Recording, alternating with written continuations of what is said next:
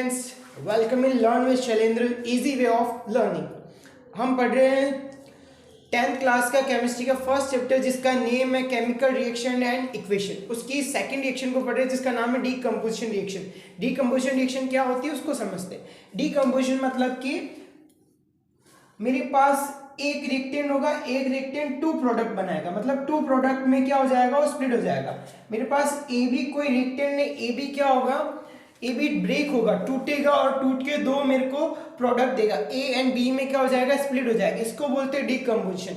Decomposition reaction, reaction in which, ये line तो fix है, सब में यही रखना है कि the reaction in which one compound decompose into और मोर कंपाउंड, मतलब एक कंपाउंड क्या होगा डीकम्पोज होके टू या मोर देन टू क्या करेगा, कंपाउंड्स में ब्रेक हो जाएगा। इसको बोलते हैं डीकम्पोजिशन रिएक्शन।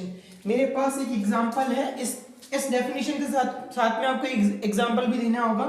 तो CaCO3 कैल्शियम कार्बोनेट का फॉर्मूला, और कैल्शियम कार्बोनेट किस फॉर्म में रहेगा, हमेशा सॉलिड फॉर्म में होता है, इसीलिए यहाँ पे आएगा S। और इसको मैं करूंगा हीट मीन्स इसको क्या करेंगे अपन, गर्म करेंगे, हीट करेंगे, तो ये किस में स्प्लिट हो जाएगा, CaO मतलब होता है कैल्शियम ऑक्साइड, और साथ में क्या आ जाएगी, कार्बन डाइऑक्साइड आ जाएगी, जो कि गैस फॉर्म में होती है, और ऑक्साइड आपको पता है कि सॉलिड फॉर्म में होते हैं। ये रिएक्शन आपको कंप्लीट करनी आनी चाहिए। जैसे मेरे पास यहाँ पे है कार्बोनेट जब भी ब्रेक होगा वो मेरे को देगा कार्बन डाइऑक्साइड, मतलब यहाँ से CO2 निकल जाएगा, तो बचा क्या है, यहाँ पे आपके पास 3 ऑक्सीजन है, 3 ऑक्सीजन में से 1 ऑक्सीजन बच जाएगी, और आपके पास कैल्शियम है, तो ये कैल्शियम आगे आ जाएगा। तो ये हो गया कैल्शियम ऑक्साइड और ये हो गया CO2।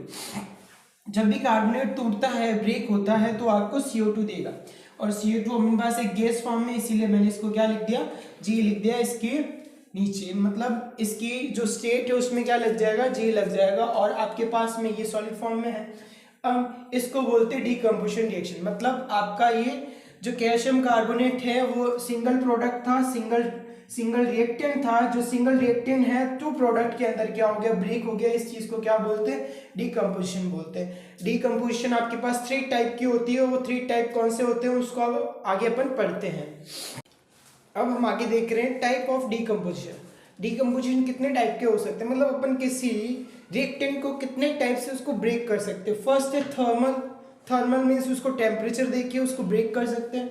सेकेंड है इलेक्ट्रोलाइटिक मीन्स होता है कि उसे इलेक्ट्रिसिटी के अंदर डाल के अपन क्या कर सकते हैं, ब्रेक कर सकते हैं। फोर्थ है मेरे पास फोटोलाइसिस मतलब लाइट से, सन की लाइट का यूज करके उसको कैसे ब्रेक किया जा सकता है। ये डीकम्पोजिशन के टाइप्स है, इनको आगे अपन 1 बाय 1 अच्छे से डिस्कस करते हैं। कि डीकम्पोजिशन के टाइप में थर्मल डीकम्पोजिशन मतलब थर्मल का मीन्स होता है उसको हीट करना। किसी भी रिएक्टेंट को अपन क्या करेंगे, हीट करेंगे, तो वो प्रोडक्ट के अंदर क्या हो जाएगा, स्प्लिट हो जाएगा, ब्रेक हो जाएगा। जैसे मेरे पास एक प्रोडक्ट है CaCO3 जो कि सॉलिड फॉर्म में होगा, इसको अपन क्या करेंगे, हीट देंगे। क्या देंगे, हीट करने का मतलब है इसको गर्म करेंगे, ब्रेक करने की कोशिश करेंगे, CaCO में कन्वर्ट हो जाएगा। CaCO का नाम है कैल्शियम ऑक्साइड हमेशा सॉलिड नेचर के होते हैं, सॉलिड स्टेट में होते हैं, और CO2 गैस स्टेट में होगी। ये हो गया इसको ब्रेक करने का तरीका। डीकम्पोजिशन का टाइप थर्मल डीकम्पोजिशन क्या होता है, the decomposition of a substance on heating, मतलब उसको हीट करने से जो डीकम्पोजिशन होता है उसको क्या कहते हैं, थर्मल डीकम्पोजिशन कहते हैं। ये फर्स्ट टाइप कंप्लीट हुआ। इसका सेकंड टाइप देखते हैं जिसका नाम है, सेकंड टाइप का नाम है electrolytic decomposition. Compound decompose into simpler compounds because of passing electricity, मतलब इलेक्ट्रिसिटी के पास होने की वजह से जो आपका कंपाउंड है वो किस में ब्रेक हो जाएगा, 2 कंपाउंड्स में ब्रेक हो जाएगा, या 2 प्रोडक्ट में डिकम्पोज जाएगा। इसको बोलते हैं इलेक्ट्रोलाइटिक डिकम्पोजिशन में इलेक्ट्रिसिटी का यूज होगा, जो मेन होगी वो इलेक्ट्रिसिटी का यूज होगा। जैसे मेरे पास इलेक्ट्रोलाइसिस में वाटर किस फॉर्म में होता है, लिक्विड फॉर्म में होता है। यहाँ पे इलेक्ट्रिसिटी रखेंगे और फिर ये H2 और O2 में कन्वर्ट हो जाएगा, जो गैसेस में कन्वर्ट हो जाएगा। ये गैस होगा और ये भी गैस के स्टेट में होगा, और ये बैलेंस नहीं है, यहाँ पे 2 हाइड्रोजन है, यहाँ पे ऑक्सीजन 2 है, तो यहाँ भी 2 ऑक्सीजन करना पड़ेगा, और यहाँ 2 ऑक्सीजन हो गया तो यहाँ पे हाइड्रोजन 4 हो गया, तो तो इसको बैलेंस करेंगे, इसको बैलेंस करना बोलते हैं, आगे बैलेंस करना सीखें। अब इलेक्ट्रोलाइसिस में होता क्या है, आपके पास एक बीकर होगा, बीकर मीन्स यहाँ पे मैं बीकर ड्रॉ करता हूँ, एक बीकर होगा, इस बीकर के अंदर क्या होगा, कैथोड और एनोड लगा होगा, कैथोड और एनोड लगा होगा, और कैथोड और एनोड को अपन बैटरी से कनेक्ट करेंगे, और हाइड्रोजन प्लस का होता है और ऑक्सीजन माइनस का होता है। जो प्लस वाला हाइड्रोजन होगा वो माइनस वाले नेगेटिव वाले आयन पे जाकर कैथोड एनोड पे जाकर क्या हो जाएगा, रिलीज हो जाएगा। और ऑक्सीजन भी सेम है, जैसी करेगी माइनस वाली है तो प्लस वाले पे जाके क्या हो जाएगी, रिलीज हो जाएगी। ये पूरा प्रोसेस होता है इलेक्ट्रोलाइटिक डिकम्पोजिशन का। कैथोड और एनोड की फॉर्म में इसको समझ सकते हैं। यहाँ पे ये वाटर है अंदर, यहाँ पे इसके अंदर वाटर फिल कर रखा, और यहाँ पे एनोड और कैथोड दो इलेक्ट्रोड लगे हुए रहते हैं, और यहाँ पे ये बैटरी लगी हुई रहती है। और फिर अब इस पानी के अंदर अपन क्या करते हैं, इलेक्ट्रिसिटी का फ्लो करते हैं, तो वाटर हाइड्रोजन और ऑक्सीजन के अंदर स्प्लिट हो जाता है। अब इसके आगे थर्ड टाइप देखते हैं, डिकम्पोजिशन के टाइप का थर्ड, डिकम्पोजिशन की थर्ड टाइप, डिकम्पोजिशन की थर्ड टाइप बोलती है photolysis decomposition. Photolysis decomposition, photo means होता है लाइट, लाइट बट कौन सी लाइट, तो सनलाइट। फोटोलाइसिस, फोटोसिंथेसिस भी पढ़ते हैं अपन, वैसी फोटोलाइसिस में सनलाइट का यूज होगा। Compound decompose because of sunlight, इसको बोलते हैं फोटोलाइसिस। फोटोलाइसिस में क्या होगा, AgCl होगा जो व्हाइट कलर के अंदर होगा, व्हाइट कलर के अंदर होगा, और उस पर सनलाइट को पास करेंगे तो सिल्वर बच जाएगा, और जो क्लोरीन होगी वो क्या होगी, गैस की फॉर्म में ऊपर उड़ जाएगी, और हमारे पास क्या बच जाएगा, Ag बच जाएगा। Ag मीन्स सिल्वर बच जाएगा। वहाँ पे Cl2 है और यहाँ पे Cl1 है, यहाँ 2 करने के लिए आगे 2 लगा दिया, और यहाँ पे भी 2 लगा दिया, ताकि आपका Ag और ये रिएक्शन क्या हो गई, कंप्लीट हो गई और बैलेंस भी हो गई है। मतलब AgCl के ऊपर आपने सनलाइट डाली, यहाँ पे AgCl रखा हुआ है, इस पे सनलाइट डालते हैं अपन। सनलाइट डालने से क्या होता है, जो क्लोरीन गैस होती है, जो गैस की फॉर्म में क्या हो जाएगी, हवा के अंदर चली जाएगी, और आपके पास क्या बच जाएगा, नीचे आपके पास क्या बच जाएगा, ग्रे कलर में आपके पास क्या बच जाएगा, Ag बच जाएगा। ये डिकम्पोजिशन के सारे टाइप हो गए। फर्स्ट था थर्मल वाला, सेकेंड था इलेक्ट्रोलाइसिस था, और थर्ड एंड लास्ट था हमारे पास फोटोलाइसिस डिकम्पोजिशन। ये तीनों टाइप है आपकी डिकम्पोजिशन की। अब डिकम्पोजिशन पूरी हो गई है रिएक्शन। अब इसके आगे अपन देखते हैं नेक्स्ट रिएक्शन, जिसमें क्या करना है अपने को, नेक्स्ट रिएक्शन को पढ़ते हैं। आगे वाली रिएक्शन पढ़ने से पहले हमें ये जानना होगा कि रिएक्टिविटी ऑर्डर ऑफ मेटल क्या है। यहाँ पे सबसे ऊपर वाली जो मेटल्स होती है वो मोर रिएक्टिव होती है, और नीचे वाली जो मेटल होती है वो लेस रिएक्टिव होती है। मेरे पास सबसे पहले आता है पोटेशियम। पोटेशियम सबसे ज्यादा रिएक्टिव, और सबसे कम रिएक्टिव है हमारे पास गोल्ड। काशीनाथ का माली आलू जरा फीके पकाता है, कौन है, आगे आओ। इस ट्रिक से आप इसको लर्न कर सकते हैं। काशीनाथ का माली आलू जरा फीके पकाता है, कौन है, आगे आओ। काशी से हो गया आपका पोटेशियम, नाथ से हो गया आपका सोडियम, का से हो गया कैल्शियम, माली से हो गया मैग्नीशियम, एल्यूमिनियम से हो गया आलू, जिंक से हो गया जरा, और आयरन से हो गया फीके, और पीबी से हो गया पकता, और हाइड्रोजन से हो गया है, कॉपर से हो गया आपका कौन, मरकरी से हो गया है, और सिल्वर से हो गया आगे, और गोल्ड से हो गया आओ। इस ट्रिक से आप रिएक्टिविटी ऑर्डर ऑफ मेटल को लर्न कर सकते हैं। ये आपके पास ट्रिक है। काशीनाथ का माली आलू जरा फीके पकाता है, कौन है, आगे आओ। आप भी आओ। अब हम लोग देख रहे हैं थर्ड रिएक्शन, जिसका नाम है डिस्प्लेसमेंट रिएक्शन। सबसे पहले डिस्प्लेसमेंट वर्ड का मतलब क्या होता है, किसी को डिस्प्लेस करना, किसी को उसकी जगह से हटा देना, उसका मतलब क्या होता है, डिस्प्लेसमेंट। डिस्प्लेसमेंट रिएक्शन में यही होगा।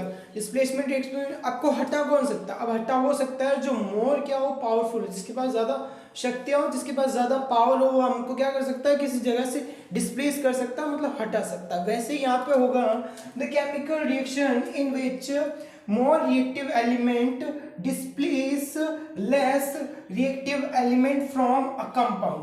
किसी कंपाउंड से लेस रिएक्टिव एलिमेंट को मोर रिएक्टिव एलिमेंट क्या कर देता है, डिस्प्लेस कर देता है, मतलब हटा देता है उसकी जगह से, उसको बोलते हैं डिस्प्लेसमेंट। और इस टाइप की रिएक्शन को बोलते हैं डिस्प्लेसमेंट रिएक्शन। और इसका दूसरा नाम और है सब्स्टिट्यूशन रिएक्शन। सब्स्टिट्यूशन रिएक्शन भी बोलते हैं। जैसे मेरे पास एग्जांपल ए और प्लस बी एंड सी लिखा है। अब यहाँ पे क्या होगा, ए क्या करेगा, बी को रिप्लेस कर देगा, मतलब ए मोर रिएक्टिव है, उसके पास ज्यादा शक्तियां हैं, उसके पास ज्यादा पावर है, तो मोर रिएक्टिव है ये ए, तो लेस रिएक्टिव है बी, तो ए क्या करेगा, बी को रिप्लेस करेगा और ए बी को हटा देगा और ए बी की जगह आके बैठ जाएगा। मतलब ये कंपाउंड में पहले मेरे पास बी और सी था, बी को हटाया ए ने और वहां पे ए आके बैठ गया, उससे बन गया ए सी प्लस बी, ये बी हट गया। अब इसी रिएक्शन में अपन कंप्लीट करते हैं हमारे कंपाउंड्स के साथ, एलिमेंट के साथ, देखते हैं ये रिएक्शन कैसे काम करती है।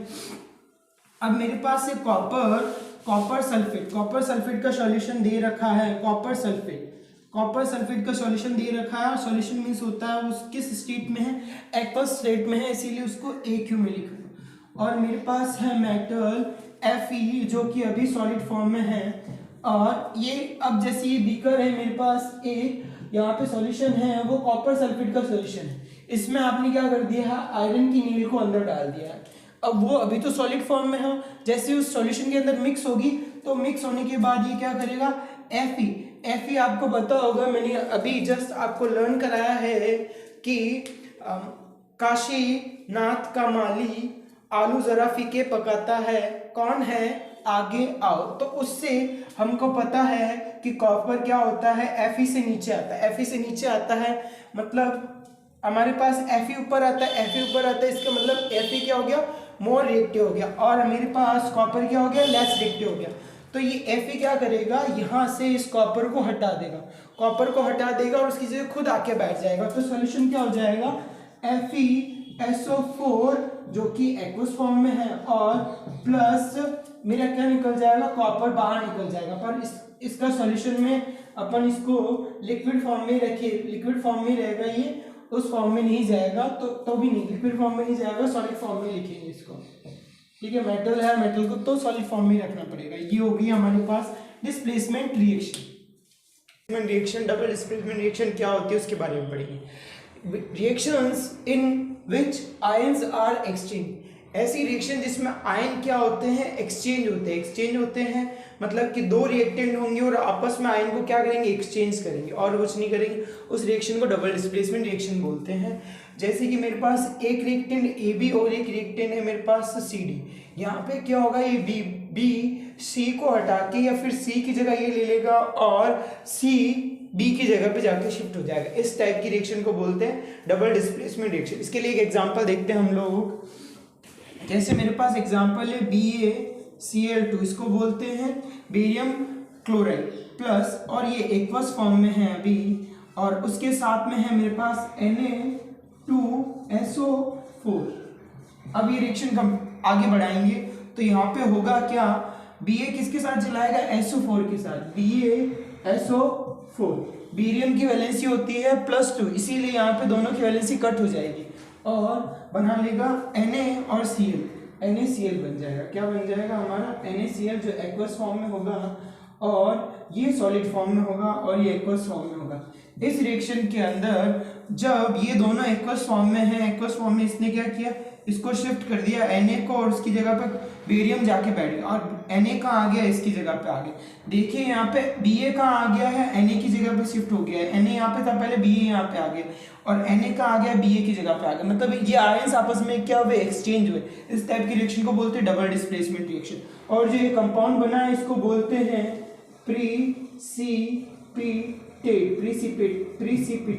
प्रीसिपिटेट, मतलब जो ऐसा सॉलिड, ऐसा सब्सटेंस जो नीचे जाके सॉल्यूशन के नीचे जाके जम जाता है, मतलब वो मिक्स नहीं होता है, एक्वस फॉर्म में घुलता नहीं है, सॉल्यूशन में मिक्स नहीं होता है, उसको बोलते हैं प्रीसिपिटेट। और ये रिएक्शन भी होती है प्रीसिपिटेट रिएक्शन, इसके बारे में मैं आगे बताता हूँ। अभी आप लोगों को यहाँ पे समझ में आ गया होगा आपको कि प्रीसिपिटेट क्या होता है, रिएक्शन क्या होती है, डबल डिस्प्लेसमेंट क्या होता है, आयन को एक्सचेंज करना है, दैट्स इट। इसके अलावा आपका कुछ नहीं करना है। उसमें फिफ्थ रिएक्शन पढ़ रहे हैं, प्रीसिपिटेशन रिएक्शन।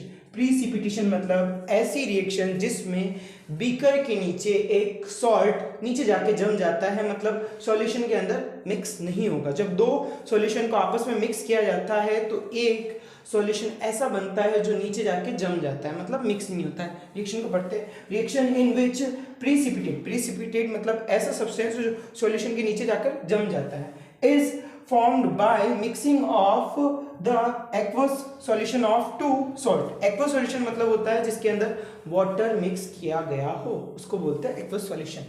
मेरे पास है AgNO3 silver nitrate aqueous form में AQ लगा दिया, NaCl है, NaCl भी क्या है एक्वस फॉर्म में, मतलब पानी मिक्स कर रखा है.